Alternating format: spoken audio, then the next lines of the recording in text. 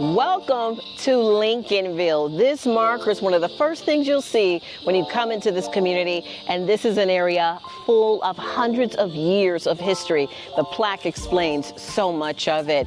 Once the site of Indian villages, colonial plantations, and orange groves, Lincolnville became a settlement of emancipated slaves in 1866. It's a tourist destination that takes you back into time by walking. To learn more about it, we also have these here. You see these signs throughout the St. Augustine area, specifically Lincolnville, for the Freedom Trail. They give you history, but you can also make a quick phone call and listen in.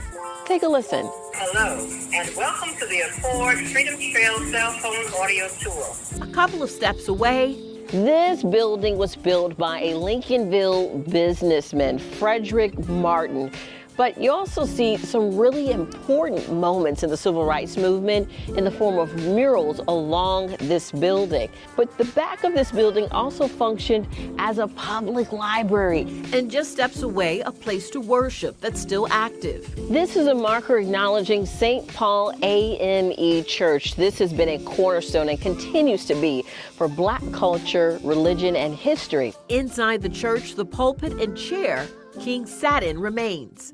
We are in the center of Old St. Augustine and at the crossing where Andrew Young was walking these steps. In fact, there are steps that memorialize the walk that he made during the civil rights movement in 1964. It was a time specifically when he was attacked but remained peaceful. Sit-ins were all over the South, including here at this former Woolworths. And this is the exact building and the location for one of the Freedom Trail markers where 4 students participated in, known as the St. Augustine 4. The store name is still on the door handles. A photo stuck in time. There's a famous picture during the civil rights movement that the world saw, and it was right here at this hotel, once known as the Monson Motel. It was an image of a man putting acid inside of a pool where Black children were attempting to integrate that pool.